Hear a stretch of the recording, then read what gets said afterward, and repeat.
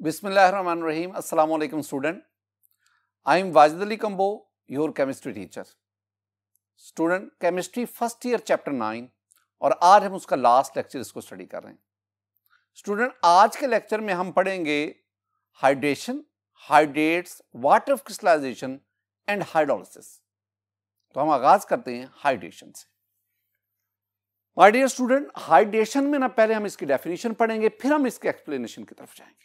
तो definition: the process in which water molecules surround and interact with solute ions और molecule, that is called hydration. पहली बात, hydration is a process. अगर किसी भी term के एंड पे एशन आए तो वो प्रोसेस होता है. जैसे सब्लिमेशन, जैसे फिल्ट्रेशन, जैसे क्रिस्टलाइजेशन, इनके एंड पे एशन आ रहा है. तो अगर किसी भी टर्म के एंड पे एशन आएगा तो वो प्रोसेस है. तो हाइड्रेशन इज अ प्रोसेस. और दूसरे इसमें ना हाइड्रो वाटर, यानी इस प्रोसेस में water will act as solvent. अब ये वाटर क्या करता है? वाटर दो काम, यानी हाइड्रेशन में दो काम हो रहे हैं.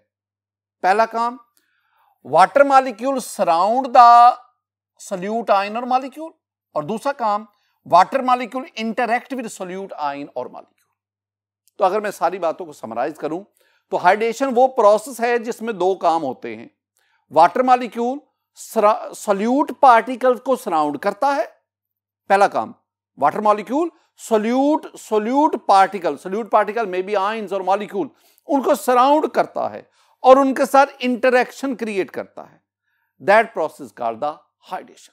स्टूडेंट, एक और भी टर्म है और वो है सॉल्वेशन.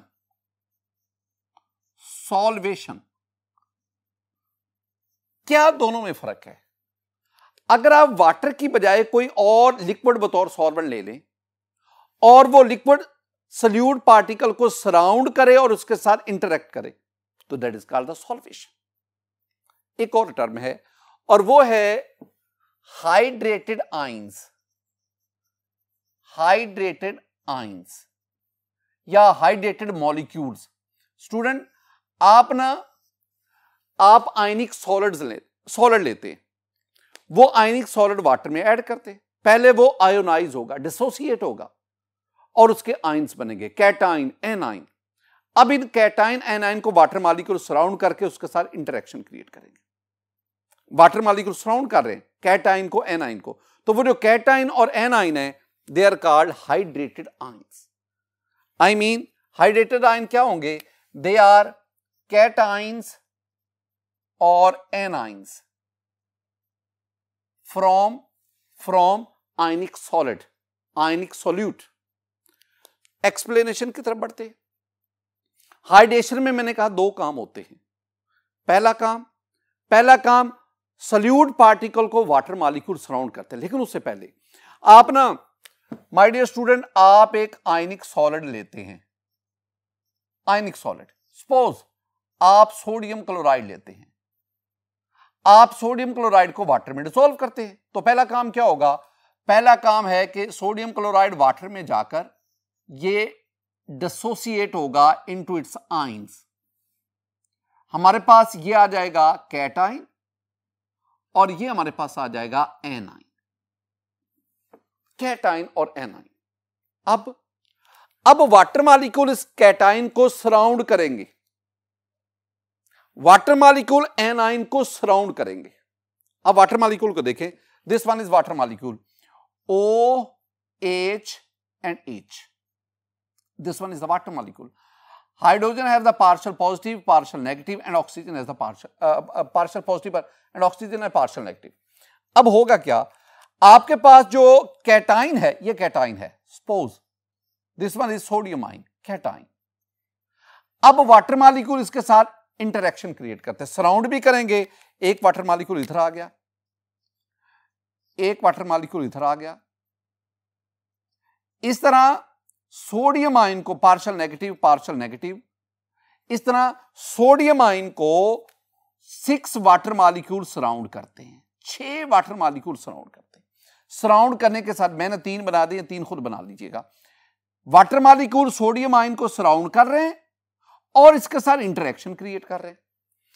अब वाटर में this one is partial negative, partial positive and oxygen is the partial negative. इसका मतलब हुआ कि वाटर अपने नेगेटिव एंड के साथ इस कैटाइन के साथ इंटरेक्शन करता है। On the other hand this one is chloride ion, इसका साइज बड़ा है, क्लोराइड आयन। अब ये आपके पास वाटर मॉलिक्यूल है, ये वाटर का मॉलिक्यूल है, partial positive, partial negative, partial positive. Chloride ion पे नेगेटिव चार्ज है, ये एनाइन है। तो अब क्या करेगा, वाटर मॉलिक्यूल अपने पार्शियल पॉजिटिव एंड के साथ इसके साथ इंटरेक्शन करेगा। तो जिस तरह कैटाइन को वाटर मॉलिक्यूल ने सराउंड किया, उसके साथ इंटरेक्शन किया, इस तरह एनाइन को वाटर मॉलिक्यूल सराउंड करेंगे, उसके साथ इंटरेक्शन क्रिएट करेंगे, and this process is called hydration. जरा इसको जरा देखिएगा माय डियर स्टूडेंट, मेरे पास ना ये बीकर है, इसमें वाटर है। अब water will act as solvent, hydration है ना, तो water will act as solvent. अब मैं इसमें कोई आयनिक सोल्यूट ऐड करता हूं, आयनिक सॉलिड। सपोज आप इसमें सोडियम क्लोराइड ऐड करें, तो पहला काम क्या होगा, पहला काम होगा कि sodium chloride will dissociate into sodium ion and chloride ion, and we will have cation and anions. अब ये देखें, हर सोडियम आयन को 6 वाटर मॉलिक्यूल सराउंड कर रहे हैं, और फिर वाटर मॉलिक्यूल ऑक्सीजन की मदद से सोडियम आयन के साथ इंटरेक्शन क्रिएट कर रहे हैं। इसी तरह हर क्लोराइड आयन को 6 वाटर मॉलिक्यूल सराउंड कर रहे हैं, और वाटर अपना पार्शियल पॉजिटिव एंड की मदद से क्लोराइड आयन के साथ अट्रैक्शन क्रिएट कर रहे हैं। हम इस अट्रैक्शन को एक मखसूस नाम देते हैं, हम इस अट्रैक्शन को कहते हैं आयन डाइपोल अट्रैक्शन। ये जो दो काम हुए ना, कि वाटर मॉलिक्यूल का सोल्यूट आयन को सराउंड करना, और इन दूसरी बात इनके साथ इंटरेक्शन क्रिएट करना, this one is called, this process is called hydration. And in this case sodium ion and chloride ion they are called hydrated ions, hydrated ion. और अगर वाटर की बजाय कोई और सॉल्वेंट होता, तो then these ions are called solvated ion. My dear student, हम आगे एक और फैक्टर की तरफ बढ़ते हैं, बड़ा अहम बात। मैंने कहा कि सोडियम आयन को 6 वाटर मॉलिक्यूल सराउंड करते हैं।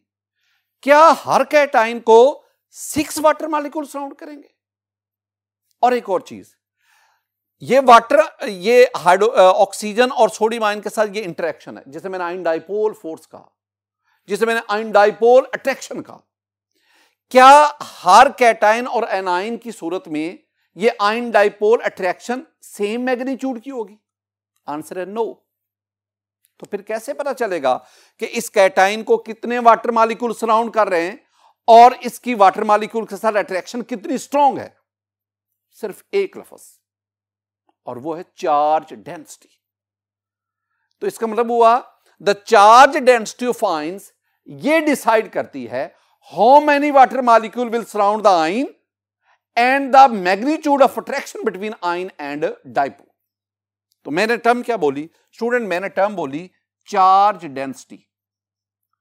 चार्ज डेंसिटी ये बहुत काम की चीज है। सेकेंड ईयर में जाएंगे ना, तो पहले जो 3 चैप्टर है ना, उनमें बहुत सारे कॉन्सेप्ट चार्ज डेंसिटी की बेस पे एक्सप्लेन होते हैं। स्टूडेंट, चार्ज डेंसिटी क्या है? चार्ज डेंसिटी है charge over size, I mean charge to size ratio, charge to size ratio. मैं ये आपके पास ना, ये आपके पास सोडियम आयन है, ये Na+, ये आपके पास पोटाशियम आयन है K+। माय डियर स्टूडेंट, अब दोनों में देखें, दोनों पे चार्ज सेम है। सोडियम आयन पे चार्ज +1, पोटाशियम आयन पे charge +1। The magnitude of charge is same. लेकिन अगर आप साइज देखें तो सोडियम आयन का साइज छोटा है, पोटाशियम आयन का साइज बड़ा है। जिसका साइज कम होगा उसकी चार्ज डेंसिटी ज्यादा होगी, और जिसकी चार्ज डेंसिटी ज्यादा होगी उसको ज्यादा वाटर मॉलिक्यूल सराउंड करेंगे, और वाटर मॉलिक्यूल और उस आयन के दरमियान अट्रैक्शन स्ट्रॉन्ग होगी। और इस दौरान जो एनर्जी रिलीज होती है ना, इस अट्रैक्शन के नतीजे में जो एनर्जी रिलीज होती है, ये मैं आपको पीछे पढ़ा के आया हूं, that energy is called hydration energy.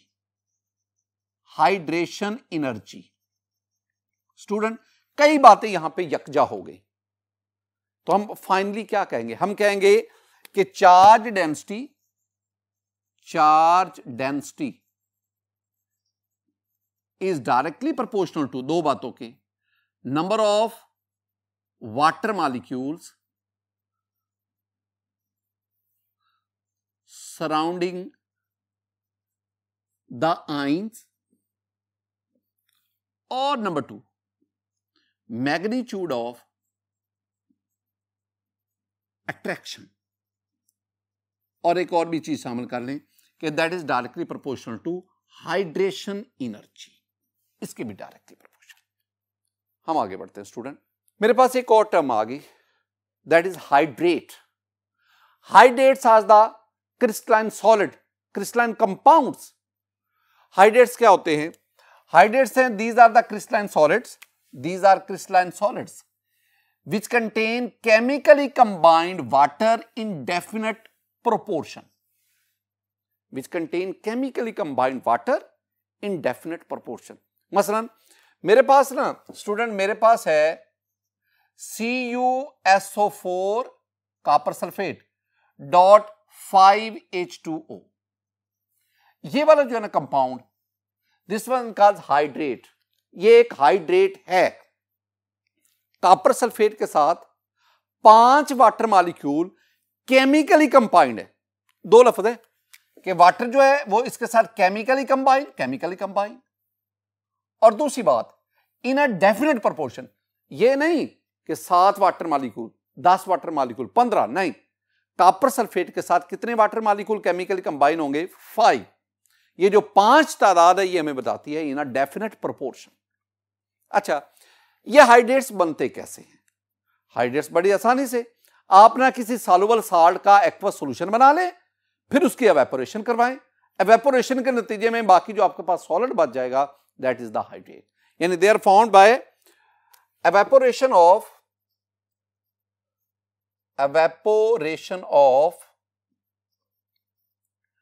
aqueous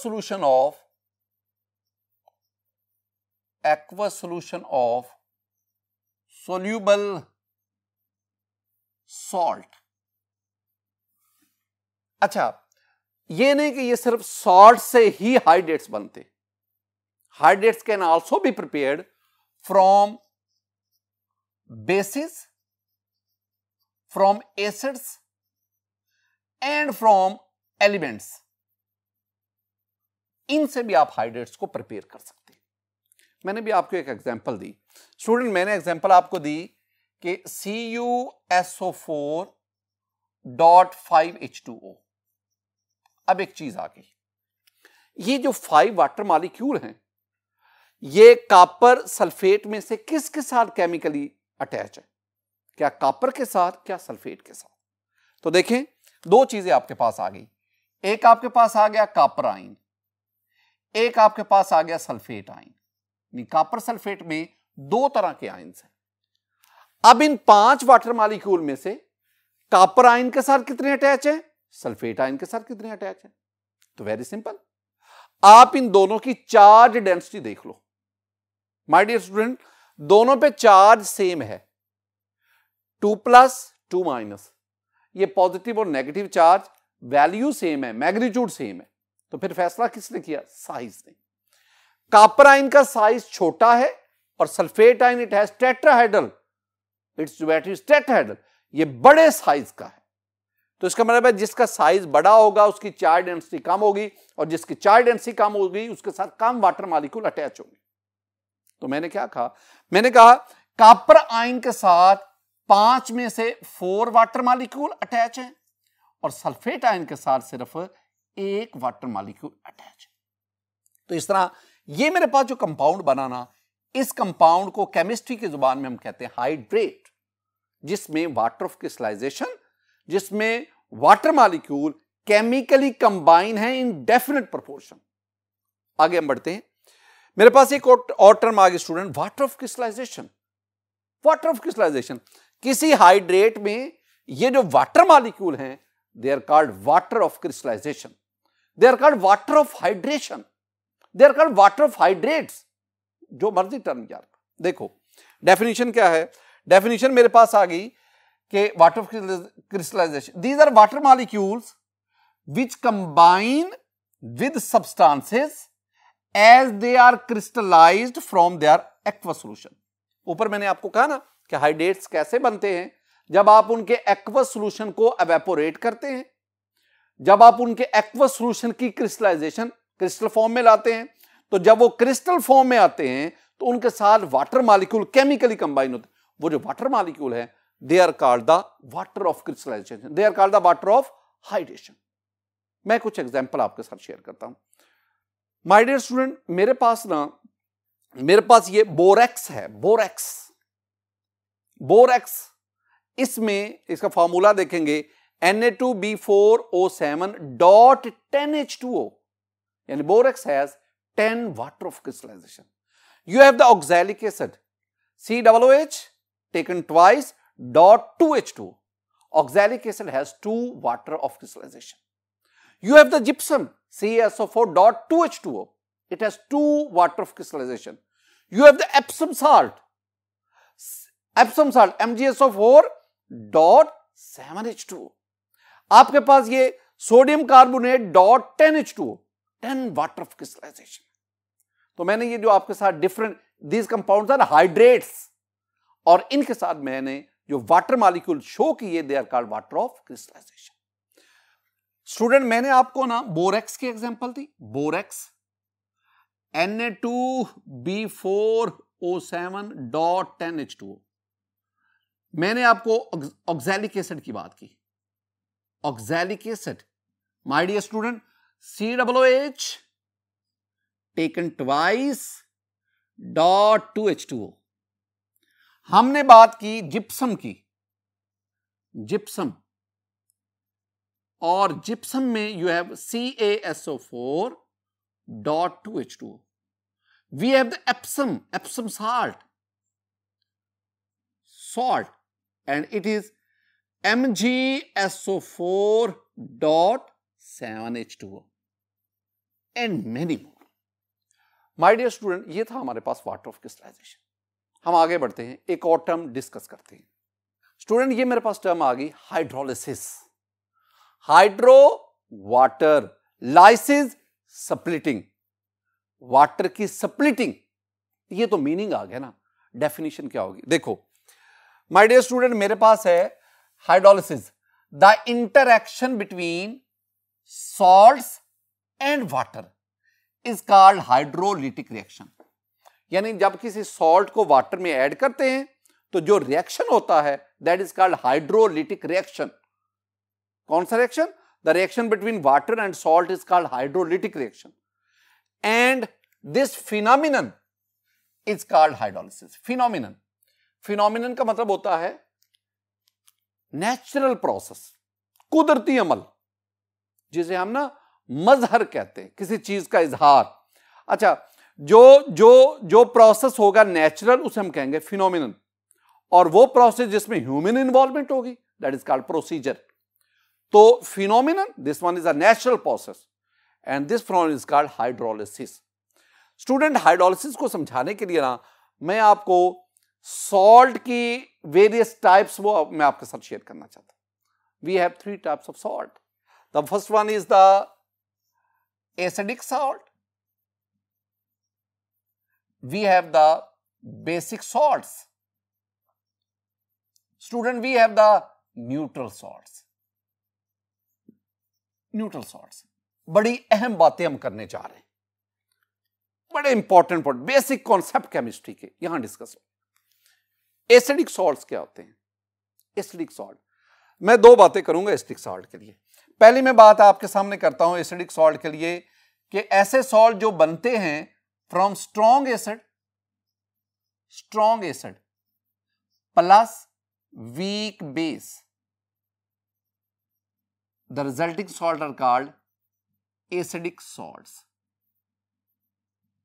acidic salt मतलब मेरे पास है ये NH4Cl ammonium chloride, this one is an acidic salt. क्यों? ये 2 चीजों से बना, एक अमोनियम हाइड्रोक्साइड से और एक HCl से बना। अब ammonium hydroxide is a weak base and HCl is a strong acid. So this salt is a combination of strong acid and weak base. So this one is the acidic salt. Similarly, we have AlCl3 and we have CuSO4. This one is copper sulfate. ये भी दो चीजों से बना, copper hydroxide which is a weak base and sulfuric acid which is a strong acid. ये मेरे पास जो examples है ना, और इन जैसे और कई, These are acidic salt. तो पहले मेरी बात मुकम्मल होगी। अब दूसरी तरफ आए स्टूडेंट, मेरे पास ये बीकर है, इसमें मेरे पास वाटर है, दिस वन इज वाटर। दो तीन बातें वाटर के बारे में। पहली बात, वाटर जो है ना माय डियर स्टूडेंट, वाटर की pH 7 है जो हम पढ़ रहे हैं। और दूसरी बात, वाटर में concentration of hydrogen ion is equal to concentration of hydroxide ion. ये दो बातें ये वाटर के बारे में आपके ज़हन में होनी चाहिए। And you know water is a neutral compound. हम कहते हैं इसकी pH 7 है, ये एक न्यूट्रल सब्सटेंस है। अब क्या करें, अब वाटर के अंदर ना कोई भी एसिडिक साल्ट डाल दें, अमोनियम क्लोराइड डाल दो, NH4Cl। जो ही ये वाटर में जाएगा, अब चेंजेस क्या आई, पहली बात, अब इस सॉल्यूशन की pH जो है ना, pH now it is less than 7, 7 से कम हो गई। दूसरा हमने देखा अब इसमें इस सॉल्यूशन में concentration of hydrogen ion is greater than concentration of hydroxide ion. पहले बराबर थे, अब हाइड्रोजन आयन की कंसंट्रेशन बढ़ गई। और तीसरी बात, ये दोनों बातें हमें क्या बता रही हैं, now the solution has become acidic.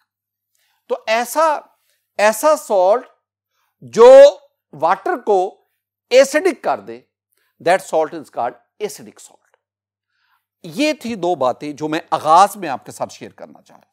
ये दो पॉइंट्स मैं आपको समझाना चाह रहा हूं। अब इनकी रीजन की तरफ आए।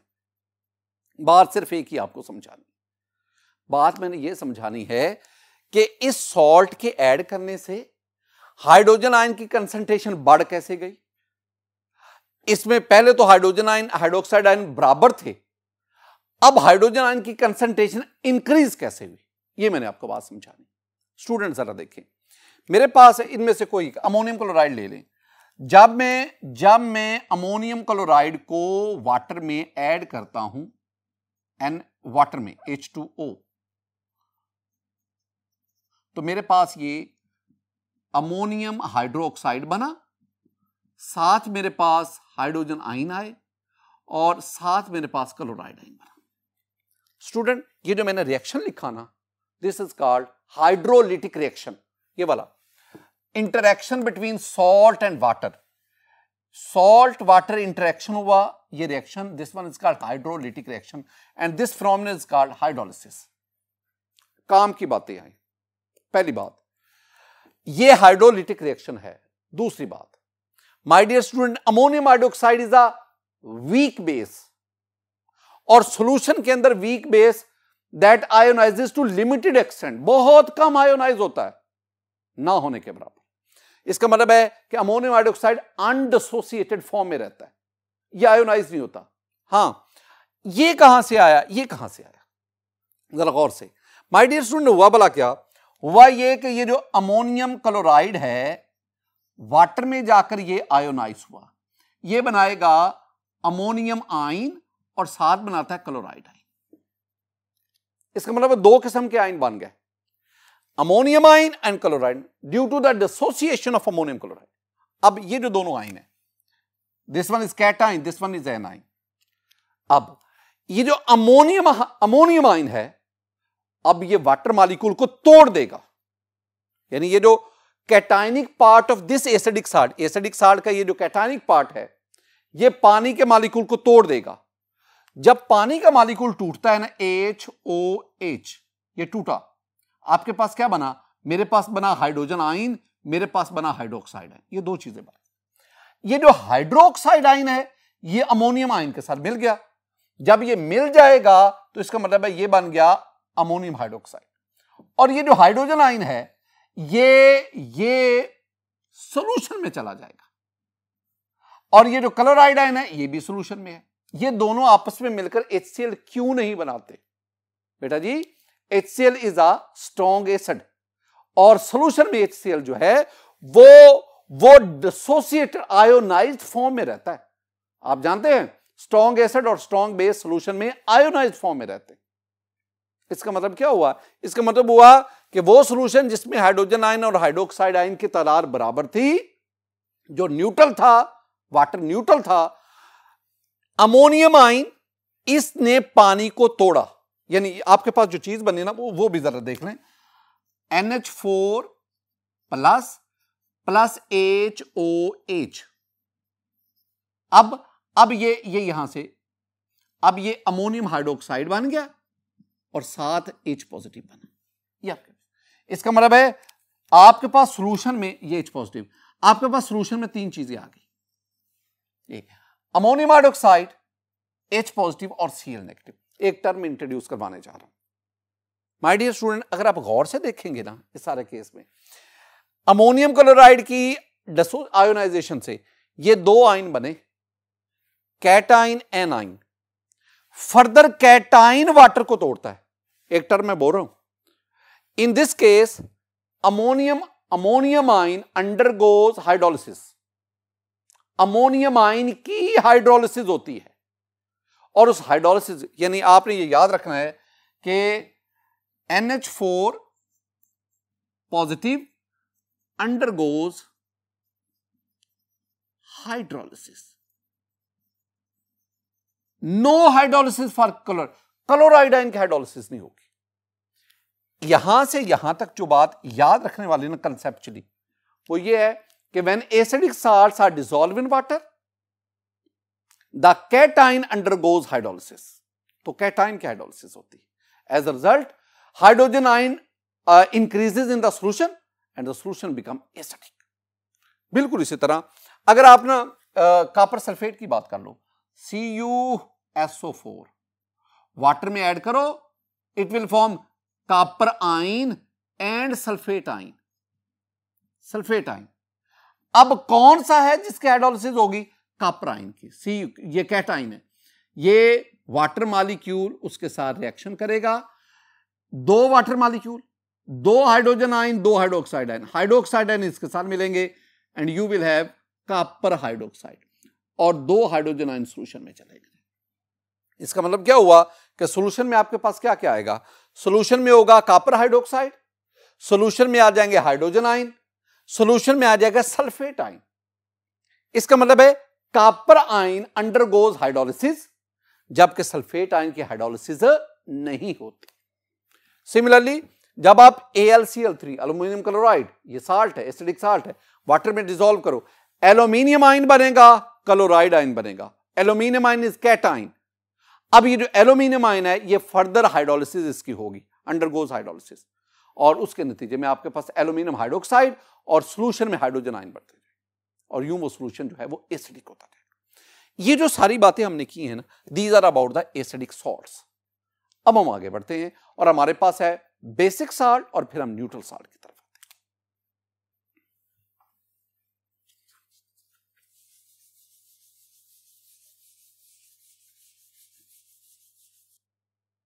स्टूडेंट एसिडिक सॉल्ट के बाद अब हम आते हैं बेसिक सॉल्ट की तरफ। तो बेसिक सॉल्ट में भी मैं वही दो बातें करूंगा जो मैंने एसिडिक सॉल्ट के शुरू में की थी। पहली बात कि ये जो मेरे पास बेसिक सॉल्ट्स है ना, they are found from strong base plus weak acid. जब स्ट्रॉन्ग बेस और वीक एसिड को मिलाएंगे you will get the basic salts. मैं इसके ना एग्जाम्पल की तरफ आता हूं। एग्जाम्पल में मेरे पास पहले ये एक बेसिक सॉल्ट है CH3COONA, this one is sodium acetate. ये सॉल्ट है, ये एक एसिड और एक बेस से बना। जो बेस था वो सोडियम हाइड्रोक्साइड था which is a strong base, और जो एसिड है वो एसिटिक एसिड है which is a weak acid. तो इसका मतलब हुआ this salt is a combination of strong base and weak acid. So this one is the basic salt. Similarly, you have Na2CO3, sodium carbonate, this one is also salt, sodium hydroxide से बना और carbonic acid से बना, तो sodium hydroxide is a strong base while carbonic acid is a weak acid. Similarly student, you have sodium Na3PO4, sodium phosphate. This sodium phosphate is also a basic salt because this one is a combination of sodium hydroxide, which is a strong base, and phosphoric acid, which is a weak acid. अब ये मेरे पास पहले definition के मुताबिक. दूसरी बात जो मैं आपके गोश गुजार करना चाहता हूं वो देखें स्टूडेंट, आपके पास ना ये बीकर है, बीकर में वाटर है. वही बातें मैंने जो एसिडिक सॉल्ट के बारे में की. वाटर जो है this one is a neutral compound. Water जो है इसकी pH 7 है और वाटर में concentration of hydrogen ion is equal to concentration of hydroxide ion. ये बात है. अब आप वाटर में इनमें से कोई एक सॉल्ट ऐड करें. सपोज मैं ऐड करता हूं सोडियम एसीटेट, ये मैंने वाटर में ऐड किया. अब मैं जरा इसको चेक करता हूं. अब इसकी जो pH है वो मोर देन 7 होगी, 7 से ज्यादा होगी. अब स्टूडेंट इसमें concentration of hydroxide that is greater than concentration of hydrogen ion.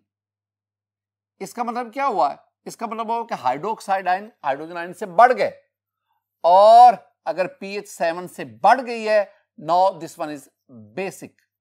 This is basic solution. अब मेरा सवाल क्या है? मेरा सवाल वही है जो मैंने एसिडिक सॉल्यूशन के बारे में कहा. हाइड्रोक्साइड आयन की कंसंट्रेशन हाइड्रोजन आयन से कैसे बढ़ी? अब जरा इसमें देखें. मेरे पास सोडियम एसीटेट है CH3COONA. इसको मैं वाटर में ऐड करूंगा. It will ionize and give us CH3COO negative Na positive. My dear student, this acetate ion,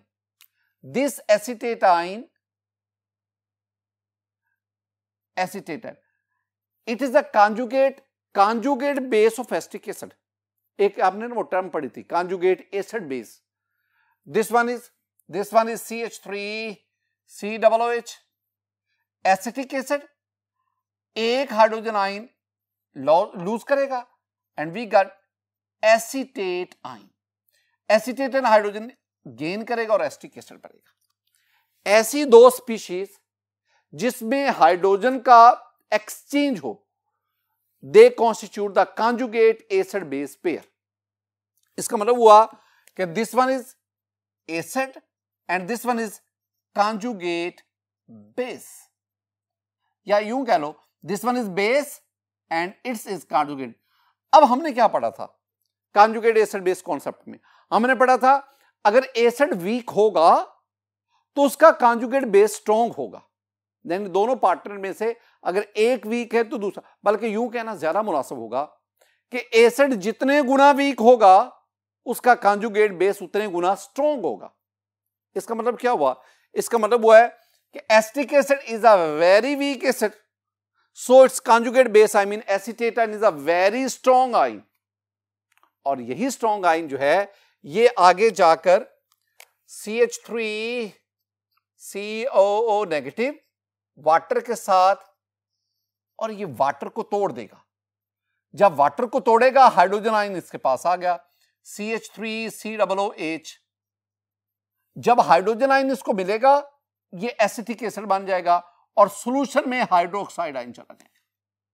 इसका मतलब हुआ कि जब आप एसिटिक एसिड को वाटर में डिसॉल्व करते हैं तो सॉल्यूशन में तीन चीजें और ऐड हो गई. एक आपके पास आ गया सोडियम आयन, एक एसिटिक एसिड आ गया और एक hydroxide ion. My dear student, पहले हाइड्रोजन आयन और हाइड्रोक्साइड आयन की तादाद बराबर थी, लेकिन सोडियम एसीटेट ऐड करने के बाद अब इसमें हाइड्रोक्साइड आयन बढ़ गए, और हाइड्रोक्साइड आयन के बढ़ने की वजह से pH 7 से कम हो गई और सॉल्यूशन क्या बन गया? बेसिक. एक बात जो यहां भी बहुत इंपॉर्टेंट है स्टूडेंट, जब आपने जब आपने सोडियम एसीटेट को वाटर में ऐड किया था तो आपके पास दो आयंस आए थे, एक था एनाइन, एक था कैटाइन।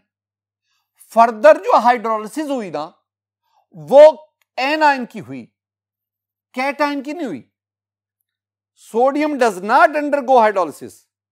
तो हाइड्रोलिसिस किसकी होती है? हाइड्रोलिसिस एसीटेट आयन की होती है।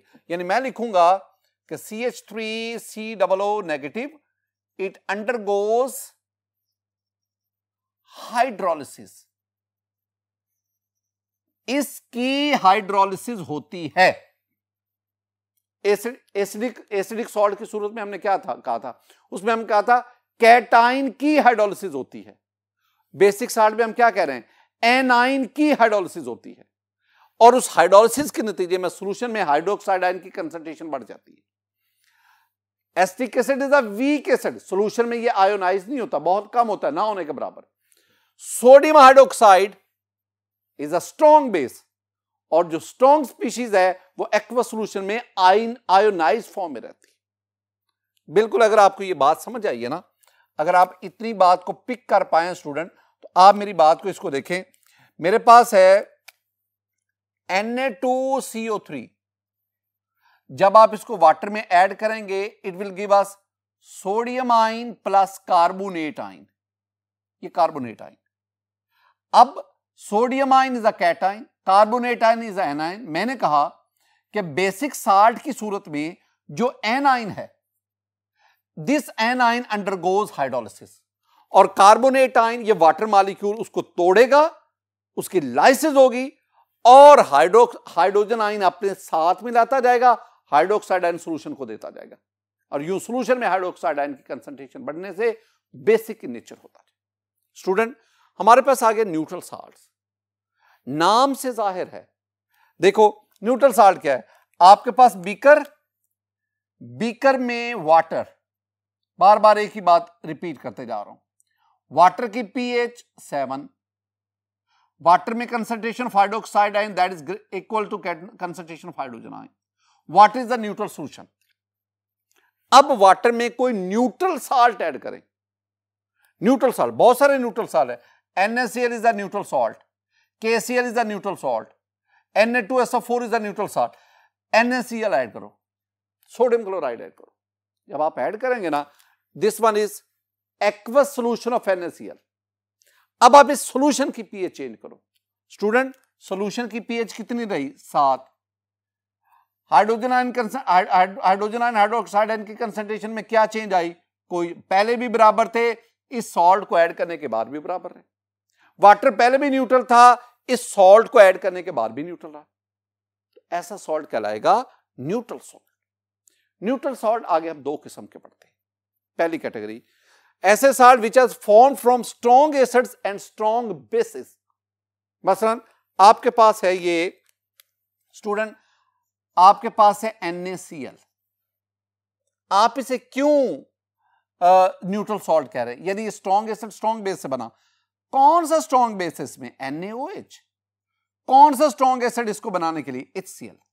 इसका मतलब है NaCl is a combination of sodium hydroxide, HCl। Sodium hydroxide is a strong base, HCl is a strong acid. So this one is a combination of strong acid and strong base. On adding in water, the pH of water remains 7.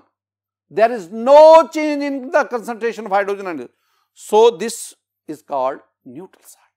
Student, बिल्कुल इसी तरह आपके पास है KCl, आपके पास है Na2SO4, sodium sulfate.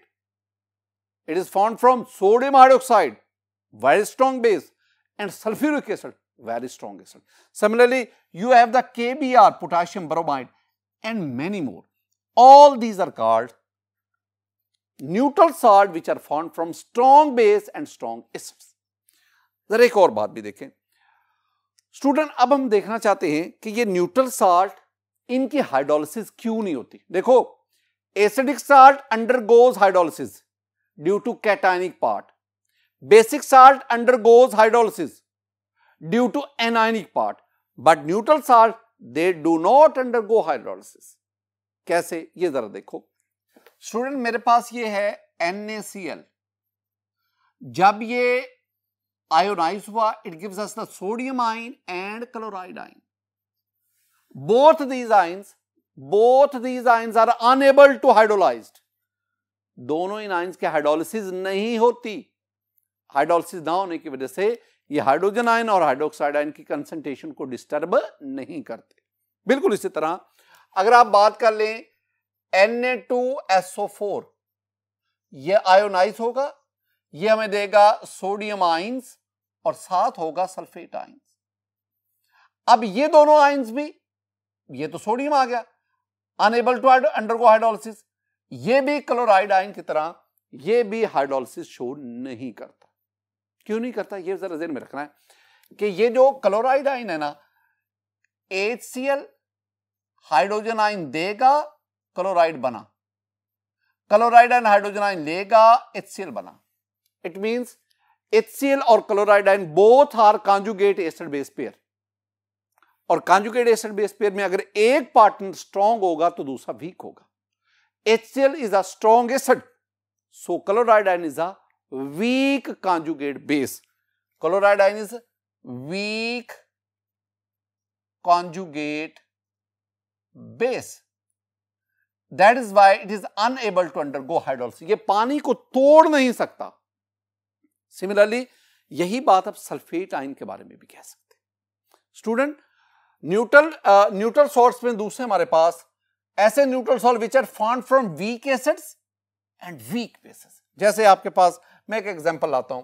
You have ammonium acetate CH3COONH4. Ammonium acetate ये एक neutral salt है जो वीक एसिड और वीक बेस. वीक एसिड इसमें कौन सा, एसिटिक एसिड. वीक बेस कौन सा है, अमोनियम हाइड्रोक्साइड. स्टूडेंट, इसके बारे में एक बात याद रखनी, जब हम ऐसे सॉल्ट्स को वाटर में ऐड करते हैं ना, वाटर में, तो सॉल्यूशन की पीएच जो है ना वो 7 से कम भी हो सकती है, 7 से बढ़ भी सकती है. वो कैसे, जब ये सॉल्ट वाटर में जाएंगे ना तो साफ ज़ाहिर है एसिटिक एसिड वाटर में जाकर, एसीटेट आयन वाटर में जाकर एसिटिक एसिड बनाएगा. अमोनियम आयन वाटर में जाकर अमोनियम हाइड्रोक्साइड बनाएगा. ये एसिड इससे बना, ये बेस इससे बना. अब आप इसकी pKa वैल्यू चेक करो, इसकी pKb वैल्यू चेक करो. pKa pKb वैल्यू ये हमें एसिडिक और बेसिक स्ट्रेंथ के बारे में बताती है. इससे आप देख सकते हैं अगर pKb वैल्यू कम है, pKa वैल्यू ज्यादा है, तो इसका मतलब है this solution will be basic. तो मतलब क्या हुआ कि ऐसे न्यूट्रल सॉल्ट जो वीक एसिड वीक बेस से बनते हैं, उनका जो सॉल्यूशन होगा that may not be neutral and it depends upon the pKa and pKb value of acid and base which are formed in the solution. My dear student, आज के इस lecture में हमने हाइड्रेशन, हाइड्रेट्स, वाटर क्रिस्टलाइजेशन और last पे हमने hydrolysis को पढ़ा. मेरी दुआ है कि अल्लाह ताला आप पर अपना फजल फरमाए, अल्लाह ताला आप पर अपना कलम फरमाए, अल्लाह ताला आपके इल्म में इजाफा फरमाए. अस्सलामु अलैकुम व रहमतुल्लाह.